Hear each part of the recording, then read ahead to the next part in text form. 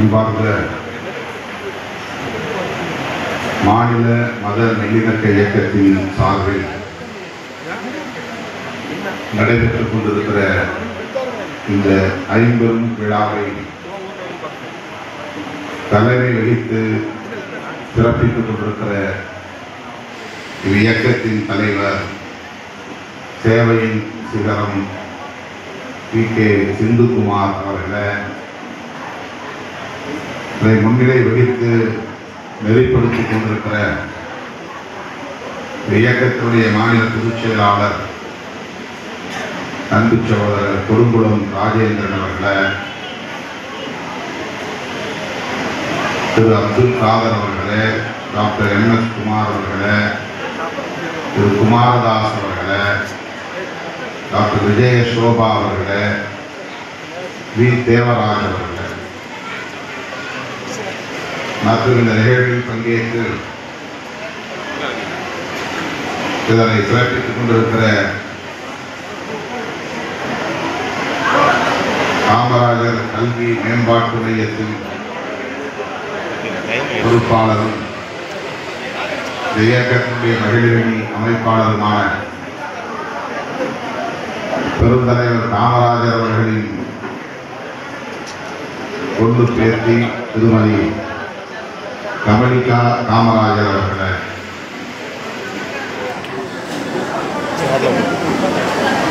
இந்நிகழ்வில் பங்கேற்று நம்மிடையே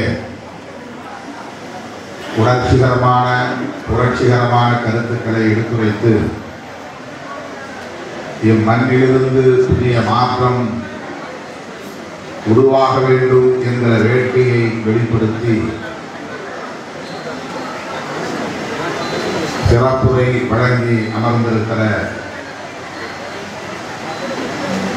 இந்த இயக்கத்தினுடைய மாநில ஒருங்கிணைப்பாளரும் மத நல்லிணக்க பாதுகாவலருமான மகா சன்னிதானம் ஐயா பால பிரஜாபதி அடிகளார் அவர்களை,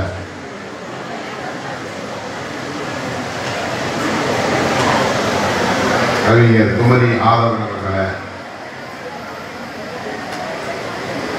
சேவை செம்மல் அண்ணன் கருங்கல் ஜார்ஜ் அவர்களை,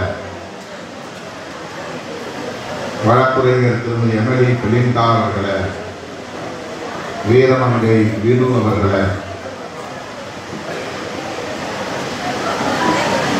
லயன் FM செல்வராஜ் அவர்களை மற்றும் இந்த இயக்கத்தை சார்ந்த முன்னணி தலைவர் பெருமக்களை, இதனுடன் வருகை தந்திருக்கிற விடுதலை சிறுத்தைகள் கட்சியின் முன்னணி பொறுப்பாளர்கள் தேவகி, அப்துல் காலித், நேசியா, கோபி பேரறிவாளன், மாத்தூர் ஜெயன் ஆகிய தோழர்களை மற்றும் நெல்லை மாவட்டத்திலிருந்து வருகை தந்திருக்கிற MC கார்த்திக் அவர்களே, அருட்செல்வன் அவர்களை, தூத்துக்குடி மாவட்டத்தை சார்ந்த வழக்குரைஞர் ராஜ்குமார், விடுதலை செழியன், வேம்படி முத்து ஆகிய தோழர்களை, மகளிர் விடுதலை இயக்கத்தின் முன்னணி பொறுப்பாளர்கள் கலைச்செல்வி, ராணி, செல்வி, சுதா, சேஷியா, மேப்பிள் ஆகிய தோழர்களை மற்றும் இயக்கத்தின் முன்னோடிகளை தம்பி சஜேந்திரராஜ் அவர்களே, சமத்துவன், அபிமன்யு, தமிழ்வேந்தன், டாஸ்மாக் முத்துப்பாண்டி, டேனியல் மேரி, சுஷிலா, அருமனை ஜோதி, செந்தில்குமார், பாபு, அருமனை ஆகிய இயக்கத்தின் முன்னோடிகளே,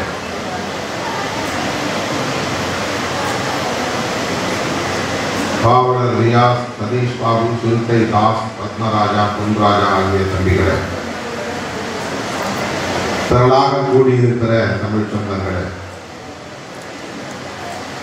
உங்கள் அனைவருக்கும் என்னுடைய பணிவார்ந்த வணக்கத்தை தெரிவித்துக் கொள்கிறேன். ஏறத்தாழ 2 மணி நேரத்திற்கு மேலாக இந்த நிகழ்ச்சி 2.5 மணி நேரமாக நடைபெற்றுக் கொண்டிருக்கிறது. நீங்களும் நெடு நேரமாக 10 மணியிலிருந்தே காத்திருக்கிறீர்கள். இந்நிகழ்வை முடித்துக் கொண்டு நான் நெடுந்தூரம் பயணம் செய்ய வேண்டும். மாலை 6 மணிக்கு மதுரையிலே நடைபெற இருக்கிற நிகழ்ச்சி ஒன்றில் பங்கேற்க வேண்டும். இந்த 50 விழாவிலே பங்கேற்று உரையாற்றக்கூடிய ஒரு அரிய வாய்ப்பை எனக்கு வழங்கியமைக்காக மாநில மத நல்லிணக்க இயக்கத்திற்கு, குறிப்பாக கொடுங்குளம் ராஜேந்திரன் அவர்களுக்கு, ஐயா அடிகளார் அவர்களுக்கு என்னுடைய நெஞ்சார்ந்த நன்றியை உரித்தாக்குகிறேன். இந்நிகழ்வில் அடிகளார் அவர்களின் மூலம் எனக்கு செங்கோல் வழங்கி சிறப்பித்ததற்காகவும் எனது மனம் நிறைந்த நன்றியை உரித்தாக்குகிறேன். ஐயா அவர்களின் சிறப்புரை மிகுந்த உணர்ச்சிகரமாக இருந்தது, எழுச்சிகரமாக இருந்தது, எல்லாவற்றையும் விட புரட்சிகரமாக இருந்தது. ஐயா அவர்களுடைய உரையோடு இந்த நிகழ்வை முடிப்பது என்பதுதான் இந்த நிகழ்வுக்கு சிறப்பு சேர்க்கும் என்று நான் நம்புகிறேன். அவரைத்தான் கடைசியாக பேச வேண்டும் என்று நான் கேட்டுக்கொண்டேன். இல்லை, நான் பேசிய பிறகு நீங்கள் பேசுங்கள் என்று அவர் கேட்டுக்கொண்டதற்கு இணங்க உங்கள் முன்னால் நான் இருக்கிறேன். நீண்ட காலமாக ஐயா அவர்களை நான் அறிவேன். வெளிப்படையாக பொது மேடையில் எனது வளர்ப்பு பிள்ளை தம்பி திருமாவளவன் என்று அறிவித்து அதன்படி என்னை அரவணைத்து ஆசீர்வதித்து வருகிறார். வெறும் சொல்லாக இல்லாமல்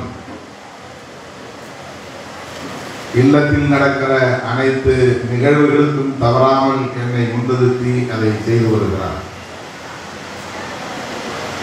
இங்கே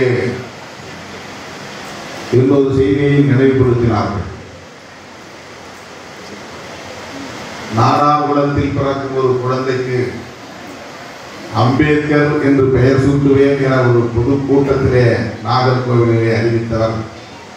அதன்படியே செய்து அந்த அம்பேத்கர் இன்றைக்கு திரைப்பட புகழ்பெற்ற ஒரு இளைஞராக, கதாநாயகனாக அதே பெயரில் இந்த மண்ணை சார்ந்த அன்பு தம்பி இயங்கிக் கொண்டிருக்கிறான். நன்றி உணர்வோடு அடிகளாருக்கு நன்றி உணர்வோடு இன்றைக்கு செயல்பட்டுக் கொண்டிருக்கிறான்.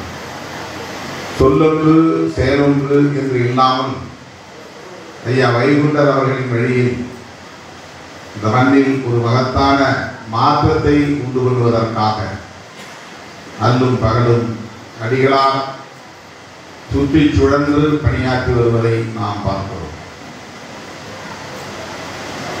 மத நல்லிணக்கத்தை பற்றி பேசுவதற்கு 100 விழுக்காடு தகுதியுடையவர் நம்முடைய அடிகளார் அவர்கள். அவர் பேசிக்கொண்டே இருந்தார். இங்கே கிறிஸ்தவர்களின் நிகழ்ச்சியாக இருந்தாலும், இந்துக்களின் நிகழ்ச்சியாக இருந்தாலும் எங்களுக்குள் எந்த பாகுபாடும் இருந்ததில்லை. எல்லா நிகழ்ச்சிகளிலும் நாங்கள் இரண்டர கலந்து வாழ்ந்து கொண்டிருக்கிறோம். சில நேரங்களில் அரசியல் தலையீடு காரணமாகத்தான் முரண்பாடுகள் இருப்பதை போன்ற ஒரு தோற்றம் உண்டே தவிர, ஆனால் இந்த மாவட்டத்து மக்கள்,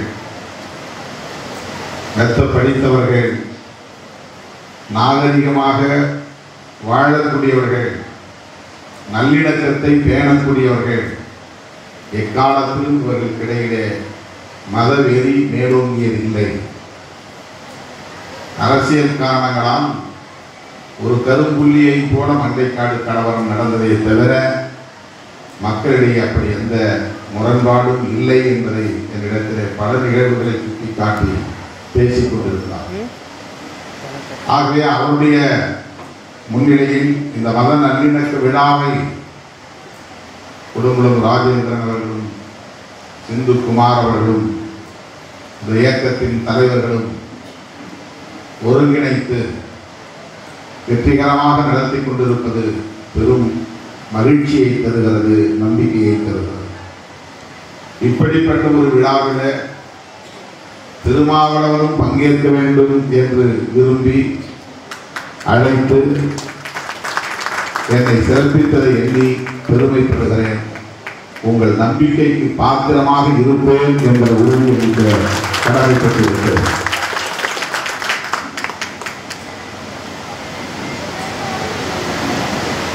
மதங்களுக்கு இடையே நல்லிணக்கம் இருந்தால்தான் மனித குலத்திடையே நல்லிணக்கம் இருக்கும் என்பதை இந்த முழக்கத்தில் அவர்கள் முன்வைத்தார்கள். உறுதிமொழியிலும் அதை குறிப்பிட்டார்கள். நாம் அனைவரும் அந்த உறுதிமொழியை ஏற்றுக்கொண்டோம்.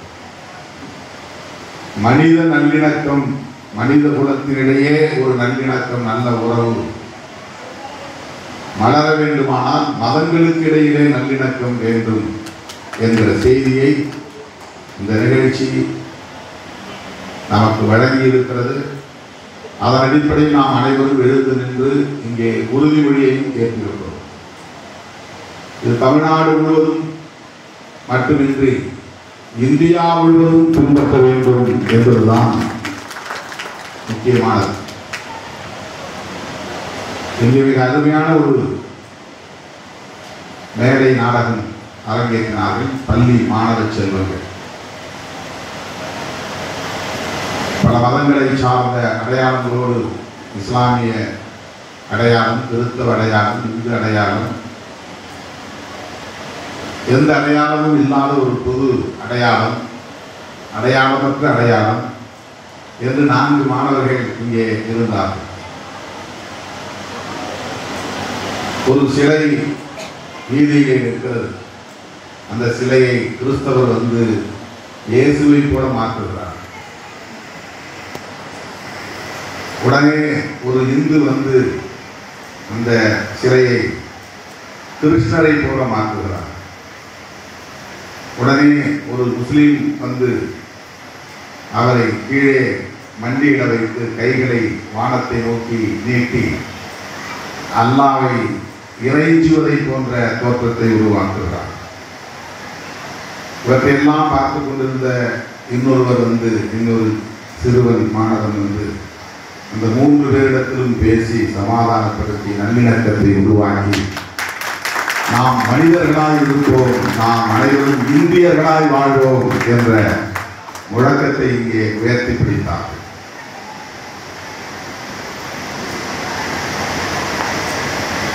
வேண்டுமென்றே சிலர் அப்படி செய்கிறார்கள். அதற்கு நாம் இடம் கொடுத்து விடக்கூடாது. மத உணர்ச்சிகள் மத வெறியாக மாறிவிடக்கூடாது. மத வெறி பிற மதங்களுக்கு எதிரான வெறுப்பு அரசியலாக மாறிவிடக்கூடாது. நாம் அவரவருக்கான நம்பிக்கையோடு நல்லிணக்கமான உறவை பேணுவோம். அதுதான் அந்த நாடகம் சொன்ன செய்தி.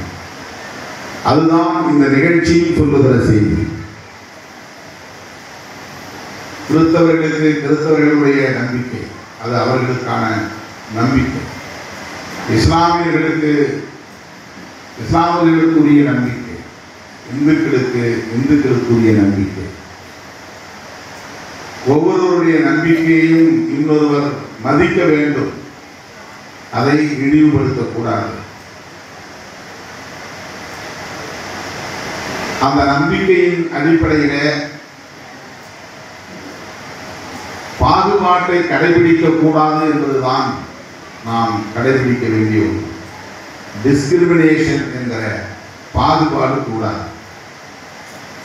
பரப்பின் அடிப்படையில் உயர்வு தாழ்வு என்பதுதான் இங்கே நீண்ட காலமாக நீடித்து வருகிற ஒரு பாகுபாடு. அடிகளார் அவர்கள் பேசுகிற போது 200 ஆண்டுகளுக்கு முன்பு தோன்றிய ஐயா வைகுண்டர் அவர்கள் பெண்களை விதவைகளாக வைத்திருக்க கூடாது, கணவன் இறந்து போனாலும் தாலியை கலக்க வேண்டாம், விதவை கோலம் வேண்டாம் என்று சொன்னவர் வைகுண்டர் என்பதை இங்கே சுட்டிக்காட்டினார். பெண்களும் கருவறைக்குள் வந்து பூஜை செய்யலாம் என்று உரத்து பேசியவர் ஐயா வைகுண்டர் என்பதை இங்கே பதிவு செய்தார். ஆண்களுக்கும் பெண்களுக்கும் இடையிலே இருக்கிற இந்த பாகுபாட்டை களைவதுதான் நல்லிணக்கம், சமத்துவம். ஒரே சாதிக்குள் ஆணுக்கும் பெண்ணுக்கும் இடையிலே சமத்துவம் இல்லை. ஒரே மொழியை பேசக்கூடிய இனத்துக்குள்ளே சாதி அடிப்படையில் பாகுபாடு. ஒரே மொழிதான், ஒரே இனம்தான், சமத்துவம் இல்லை. ஒரே மதம், வெவ்வேறு சாதிகள் என்கிற பெயரால் கலாச்சாரத்தில் பாகுபாடுகள் இருக்கின்றன, உணவு முறையில் பாகுபாடுகள் இருக்கின்றன. வேறுபாடுகள் இருப்பது வேறு, பாகுபாடுகள் இருப்பது என்பது வேறு. வேறுபாடு என்பது தவிர்க்க முடியாது. ஆண் பெண் என்பது வேறுபாடு. ஆணை விட பெண் கீழானவள், பெண் ஆணுக்கு கட்டுப்பட்டவள் என்பது பாகுபாடு. ஆண் படிக்கலாம், பெண் படிக்கக்கூடாது என்று தடுத்தது பாகுபாடு. ஆண் கருவறைக்குள் நுழைந்து பூஜை செய்யலாம், பெண்கள் அந்த பக்கமே எட்டி பார்க்க கூடாது என்று சொன்னது பாகுபாடு. ஆண் பிள்ளைகளுக்கு சொத்துரிமை உண்டு, பெண் பிள்ளைகளுக்கு சொத்துரிமை இல்லை என்பது பாகுபாடு. ஆண் கருத்துக்களை சொல்லலாம் எதன் மீதும், பெண்கள் கருத்தே சொல்லக்கூடாது, வாய்மூடி இருக்க வேண்டும், அப்பா சொல்வதை கேட்க வேண்டும், கணவன் சொல்வதை கேட்க வேண்டும், மாமியார் மாமனார் சொல்வதை கேட்க வேண்டும், நாத்தனார் சொல்வதை கேட்க வேண்டும் என்று கட்டுப்படுத்தி அடக்கி ஒடுக்கி வைத்திருப்பது பாகுபாடு. ஆகவே பாகுபாடு கூடாது என்பதுதான் நாம் முன்வைக்கக்கூடிய அரசியல். இதை பேசுகிற போது நாம் ஒரு குறிப்பிட்ட மதத்தை மட்டும் விமர்சிக்கிறோம், கொச்சைப்படுத்துகிறோம் என்று நம் மீது எதிர் விமர்சனம் வைக்கிறார்கள். நமக்கு அது நல்ல நோக்கம். எந்த மதத்தையும் மத உணர்வுகளையும் கொச்சைப்படுத்துவதோ இழிவுபடுத்துவதோ காயப்படுத்துவதோ நம்முடைய நோக்கம் இல்லை. வைகுண்டர் ஏன் தோன்றினார்? நாராயண குரு ஏன் தோன்றினார்? தென்னிந்தியாவிலே, கேரளாவிலும் தமிழ்நாட்டிலே அன்றைக்கு இது திருவிதாங்கூர் மகாராஜா கட்டுப்பாட்டிலே இருந்த பகுதிதான். இந்த மண்ணிலே தோன்றிய வைகுண்டர். இந்த பாகுபாடுகளை களைவதற்காகத்தான் அக்குளிலே வைத்திருக்கிற துணியை எடுத்து தலையிலே முண்டாசு கட்டு, யாருக்கும் அஞ்சாதே, தலை துணியாதே என்று சொன்னவர் வைகுண்டர். பாகுபாடு கூடாது என்பதற்காகத்தான். எவ்வளவு புரட்சிகரமாக சிந்தித்திருக்கிறார் பாருங்கள். கோவிலை கட்டி அந்த கோவிலின் கருவறைக்குள்ளே ஒரு நிலை கண்ணாடி வைத்து, பக்தனே நீ கோவிலுக்குள் வா, கருவறைக்குள் நுழை, அங்கே போய் பார், கடவுள் யார் என்று உனக்கு தெரியும், கடவுள் நீதான், உனக்குள் தான் கடவுள் இருக்கிறார் என்று சொல்ல புரட்சிகர சிந்தனையாளர் தான் நம்முடைய ஐயா வைகுண்டர் அவர்கள். அங்கே ஏதோ ஒரு சிலையை வைத்து அந்த சிலையை நீ வழிபாடு செய்ய என்று சொல்லவில்லை. நீ அதன் மீது கடவுளை தேட வேண்டாம், கடவுள் உனக்குள் இருக்கிறார் என்பதை புரிந்து கொள், நீயே கடவுள் வடிவம்தான் என்பதை புரிந்து கொள். இதை சொன்னவர் 200 ஆண்டுகளுக்கு முன்னால் ஐயா வைகுண்டர் அவர்கள். சுற்று வட்டாரத்தில் இருக்கிற 18 கிராமத்து மக்களையும் கொண்டு வந்து ஒரு கிணற்றிலே நீர் எடுத்து அனைவரும் சேர்ந்து அந்த சமத்துவ கிணறிலே தண்ணீர் குளியுங்கள் குளியுங்கள் என்று சொன்னவர் ஐயா வைகுண்டர் அவர்கள்.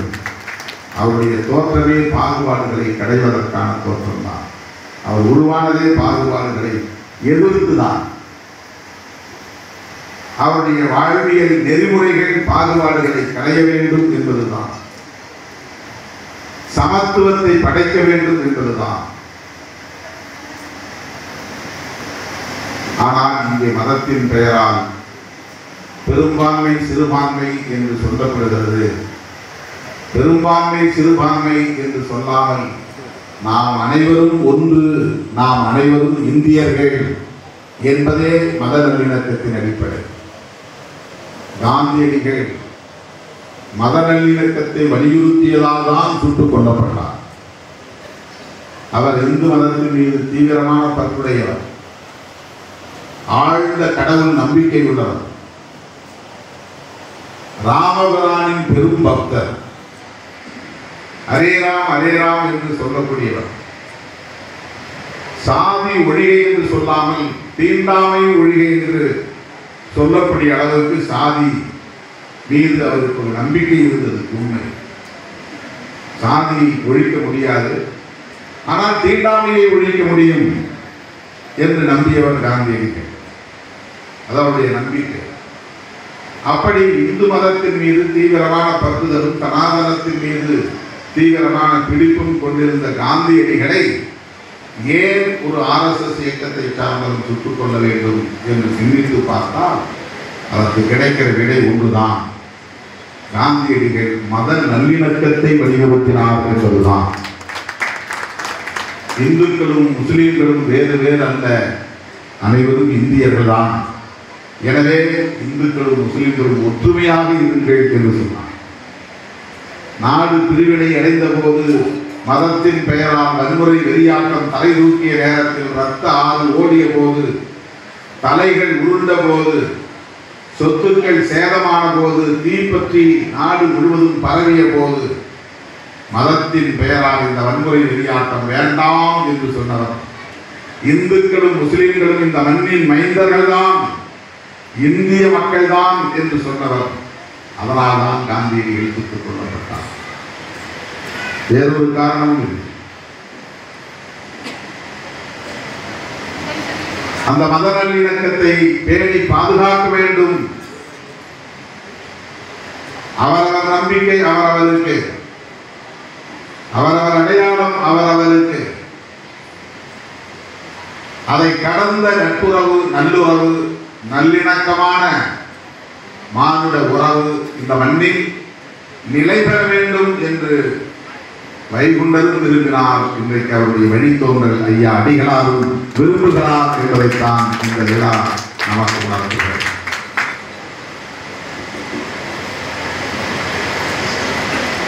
சில மாறுபாடான கருத்துக்களை இங்கே அவர் முன்வைத்தார்.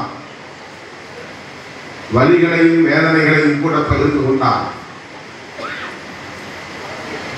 ஐயன் திருவள்ளுவர் சிலை எழுப்பப்பட்ட நினைவை போற்றுகிற வகை இங்கே அரசு ஒரு விழா எடுத்த போது அந்த விழாவில்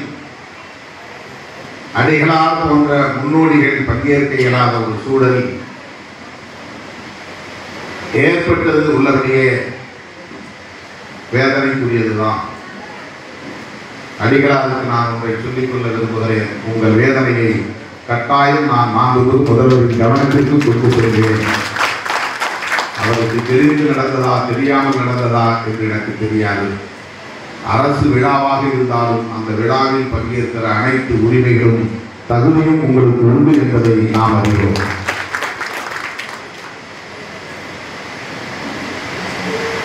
அது உள்ளூர் அரசியலாக கூட இருந்திருக்கலாம். இன்றைக்கு விடுதலை சிறுத்தைகள் கட்சி ஒரு நிலைப்பாட்டை எடுத்து திராவிட முன்னேற்ற கழகத்தின் தலைமையிலான கூட்டணியில் இணைந்து இயங்கிக் கொண்டிருப்பதை அடிகளார் அறிவார், ஆசீர்வதித்திருக்கிறார். அந்த கூட்டணியில் விடுதலை சிறுத்தைகள் கட்சி தொடர்ந்து இயங்குவதற்கு பெரியார் அரசியல் மிக முக்கியமானது என்பதை நாம் அறிவோம். ஐயா அவர்கள் பேசுகிற போது குமரி மண் காமராஜர் மண் என்று சொன்னார். காமராஜர் மண் என்றாலும் பெரியார் மண் என்றாலும் ஒன்றுதான் என்று நம்புகிறவர் நாம். பெரியாரும் காமராஜரும் அப்படி நெருக்கமாக இருந்தவர்கள். பெரியார் காமராஜருக்கு குடியாத்தம் தொகுதியிலே போட்டியிட்ட போது என்று கருதுகிறேன். பச்சை தமிழருக்கு வாக்களியுங்கள் என்று பிரச்சாரம் செய்தவர், காமராஜருக்கு துணையாக நின்றவர். பெரியாருக்கு காமராஜர் துணையாக இருந்தார், காமராஜருக்கு பெரியார் துணையாக இருந்தார் என்பதும் நாம் படித்த வரலாறு தான். இவரும் ஏழை எளிய மக்களின் தலைநிமிர்வுக்காக போராடியவர், பாடாற்றியவர், தொண்டாற்றியவர். பெரியாரும் அப்படி நம்மை போன்ற விளிம்புகளை மக்களுக்காக தன்னை அர்ப்பணித்துக் கொண்டவர் என்பதிலே யாருக்கும் மாற்று கருத்து இருக்க வாய்ப்பில்லை. சமூக நீதி என்பதுதான் நமக்கான ஒரே ஆயுதம். அந்த சமூக நீதி என்கிற கோட்பாட்டை சிதைக்க வேண்டும் என்று எண்ணக்கூடிய மதவாதிகள் இங்கே வலுப்பெற்று விடக்கூடாது என்பதுதான் இன்றைக்கு நம் முன்னால் இருக்கிற மிக முக்கியமான சவாலாக இருக்கிறது. கிறிஸ்தவர்களுக்கு பாதுகாப்பு இல்லை, இஸ்லாமியர்களுக்கு பாதுகாப்பு இல்லை என்று நாம் சொல்லுகிறோம். இந்துக்களுக்கே பாதுகாப்பு இல்லை என்பதுதான் இங்கே உண்மையாக இருக்கிறது. பல வடிவங்களில் பாதுகாப்பற்ற நிலை இருக்கிறது. சமூக நீதியே பாதிக்கப்பட்டு விட்டது என்றால் இந்துக்களுக்கு ஏது பாதுகாப்பு? சமூக நீதியை பாதுகாப்பது என்பது நாம் ஒவ்வொருவருக்குமான பொறுப்பாகவும் கடமையாகவும் இருக்கிறது. திருமாவளவனுக்கு மட்டுமுள்ள கடமை அல்ல, ஐயா அடிகளாரின் பொறுப்பும் கூட. ஆகவேதான் நாம் இங்கே கைகோர்த்து நிற்கிறோம், களத்தில் இணைந்து நிற்கிறோம். மதத்தின் பெயரால் வன்முறை கூடாது, மக்களுக்கு இடையிலே நல்லிணக்கம் தேவை என்பது எவ்வளவு முக்கியத்துவம் வாய்ந்ததோ அதை போல விளிம்புநிலை மக்களின் தலைநிமிர்வுக்கான சமூக நீதியை சிதைக்க விடாமல் பாதுகாப்பதும் மிக முக்கியமானதாக இருக்கிறது. அதற்கான அரசியலில் நாம் ஒரு தெளிவோடு பயணிக்க வேண்டியிருக்கிறது. அப்படிப்பட்ட இந்த அரசியல் களத்தில் உங்களை போன்றவர்களின் வழிகாட்டுதல்கள் எங்களுக்கு மிக மிக இன்றியமையாத ஒரு தேவையாகவும் உள்ளது என்பதை நான் பதிவு செய்ய கடமைப்பட்டிருக்கிறேன். உரிமையோடு இன்றைக்கு கமலிகா காமராஜ் அவர்களை நீ ஏன் விடுதலை சிறுத்தைகள் கட்சியிலே நிற்கக்கூடாது, தேர்தலில் இந்த கட்சியிலே நீ இணைந்து கொள்ள வேண்டும் என்று உரிமையோடு இங்கே அறிவுரை சொன்னார். கமலிகா அவர்களுக்கு சொல்லப்பட்ட அறிவுரை என்பதை விட ஒட்டுமொத்தமாக தமிழ்நாட்டு மக்களுக்கு சொல்லுகிற செய்தியாகவே அதை நான் பார்க்கிறேன். திருமாவளவன் தலைமையை ஏற்றுக்கொள்வது உங்களுக்கு என்ன தயக்கம் இருக்கிறது என்று அவர் எழுப்புகிற கேள்வியாகத்தான் இதை நான் பார்க்கிறேன்.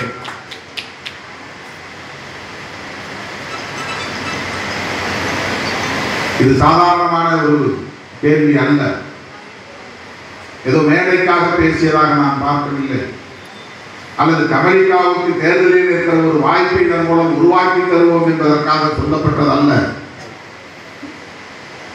விடுதலை சிறுத்தைகள் கட்சி வலுப்பெற வேண்டும் என்று மனப்பூர்வமாக அடிகளார் விரும்புகிறார். விடுதலை சிறுத்தைகள் கட்சி ஆட்சி பீடத்திலும் அமர வேண்டும் என்று வாழ்த்துகிறார். என்பதாகத்தான் நான் அதை புரிந்து கொள்ளுகிறேன். அதற்கேற்ப இங்கே கொடுங்குளம் ராஜேந்திரன் அவர்களும் பணம் மரத்தான் அதன் வைரம் பாய்ந்த பகுதியால் இழைக்க பெற்ற செங்கோலையும் இங்கே வழங்கியிருக்கிறார். இவையெல்லாம் ஒரு மேடையிலே நடந்திருக்கிற தற்காலிகமான நிகழ்ச்சி, அவ்வளவுதான் என்று நாம் கடந்து போய்விட முடியாது. இவை சமூகத்தில் ஒரு தாக்கத்தை ஏற்படுத்தும், ஒரு நம்பிக்கையை உருவாக்கும், ஒரு நல்லிணக்கத்தை உருவாக்கும். மத நல்லிணக்கம் எவ்வளவு இன்றியமையானது என்று நாம் கருதுகிறோமோ அதை போல சமூக நல்லிணக்கம், சாதி நல்லிணக்கம் என்பதும் ஒரு முன் நிபந்தனையாக தேவைப்படுகிறது. ஏன் சாதி பார்த்து அரசியல் செய்ய வேண்டும், சாதி பார்த்து தலைமை ஏற்க வேண்டும், சாதி பார்த்து கட்சியில் இணைய வேண்டும்? அதை கடந்து கொள்கை அடிப்படையிலேயே கைகோர்க்கக்கூடாது. இதுதான் அடிகளார் எழுப்பியிருக்கிற கேள்வி. திருமாவளவன் பேசுகிற கொள்கையிலே நமக்கு என்ன முரண்பாடு? நாம் பேசாத அரசியலை அவர் பேசவில்லையா? நாம் பேசுகிற அரசியலை அவர் பேசவில்லையா? அல்லது அவர் நமக்கு முரண்பாடான அரசியலை பேசுகிறாரா? இது இந்த ஒட்டுமொத்த தமிழ் சமூகத்திற்கும் அவர் முன்வைத்திருக்கிற ஒரு கேள்வியாகத்தான் நான் பார்க்கிறேன். முடிக்கும் போது தமிழ் மீளட்டும், தமிழன் ஆளட்டும் என்று முடித்தார். இது ஒரு வேள்வி, இது ஒரு கட்சிக்கு எதிரானது, அது ஒரு இயக்கத்திற்கு எதிரான ஒரு விமர்சனம் என்று பார்த்துவிடக்கூடாது. அதற்குள்ளே ஏன் இன்னொரு விடையும் இருக்கிறது என்று புரிந்து கொள்ளக்கூடாது. தமிழன் ஆளட்டும் என்று சொல்லுகிற அந்த சொல்லில் திருமாவளவன் முதல்வராகட்டும் என்று அவர் சொல்ல விரும்புகிறார் என்றுதானே அதற்கு பொருள். இதெல்லாம் இன்றைக்கு அரசியல் களத்திலே வேறு விதமாக திரித்து பேசப்படும். யாரும் எப்படியும் திரித்து பேசட்டும், ஆனால் பேச வேண்டிய அரசியலை பேசித்தான் ஆக வேண்டும் என்கிற அந்த பொறுப்புணர்வோடு தான் அடிகளார் இங்கே பேசியிருக்கிறார். என்று நான் நம்புகிறேன். இந்த உணர்வு இதிலே புரிந்து கொள்ள வேண்டியது, உணர்ந்து கொள்ள வேண்டியது, பதிவு செய்து கொள்ள வேண்டியது, மனதிலே பதிவு செய்து கொள்ள வேண்டியது, விடுதலை சிறுத்தைகள் கட்சி அனைவருக்குமானது என்பதுதான், தமிழர்களுக்கானது என்பதுதான், எளிய மக்களுக்கானது என்பதுதான், அனைத்து மத நம்பிக்கை உள்ளவர்களுக்குமானது என்பதுதான். அதற்காக நான் ஐயா அவர்களுக்கு நன்றி சொல்ல கடமைப்பட்டிருக்கிறேன். விடுதலை சிறுத்தைகள் கட்சி சனாதனத்தை எதிர்ப்பதனால் இந்துக்களை எதிர்ப்பது என்று பொருளாகாது. சனாதனத்தை எதிர்ப்பதனால் இந்து நம்பிக்கைகளை எதிர்ப்பது என்று பொருளாகாது. அந்த நம்பிக்கையின் மீது நமக்கு விமர்சனம் இருக்கலாம், அது வேறு. ஆனால் சனாதன எதிர்ப்பு என்பது வேறு, இந்து நம்பிக்கை என்பது வேறு. அந்த நம்பிக்கை தொடர்பான விமர்சனம் என்பது வேறு. என்னை அழைக்கிற இடங்களுக்கு நான் கோவில்களுக்கு செல்கிறேன். நான் எப்போதும் மறுத்ததில்லை. சில இடங்களில் என் தலையிலேயே கும்ப நீரை கொடுத்து மேலே ஏற்றி கலசத்திலே ஊற்றச் செய்கிறார்கள், ஊற்றுகிறேன். சிவன் கோவிலுக்கும் பெருமாள் கோவிலுக்கும் மாரியம்மன் கோவிலுக்கும் கூட என்னை அழைக்கிறார்கள், நான் போகிறேன். ஐயா வைகுண்டர் திருப்பதிக்கும் நான் போகிறேன். அங்கே அவர் எடுத்து தருகிற திருமண்ணையும் நான் பூசிக்கொள்கிறேன். இது உணர்வுகளை மதிப்பதற்கானது. எனது நம்பிக்கை என்பது வேறாக இருக்கலாம். ஆனால் மனிதகுல நல்லிணக்கம் என்பது முதன்மையானது. அந்த மனிதகுல நல்லிணக்கத்திற்கு நாம் இந்த நட்புறவை பேணுவது இன்றியமையானது. ஆகவே இந்த நல்லிணக்கத்தை பேண நீங்கள் எடுக்கிற முயற்சியை, இந்த மத நல்லிணக்க இயக்கம் எடுக்கிற முயற்சிகளை விடுதலை சிறுத்தைகள் கட்சி என்றென்றைக்கும் வரவேற்கும், ஒரு துணையாக இருக்கும் என்பதை சொல்லி, அந்த கருத்துக்களை இன்னும் வெகுமக்களிடத்தில் வெகுவாக கொண்டு போய் சேர்ப்போம். அதற்கு திருமாவளவன் என்றென்றைக்கும் உங்களோடு இருப்பான் என்பதை சொல்லி வாழ்த்துக்கு நன்றி கூறுகிறோம். நன்றி, வணக்கம்.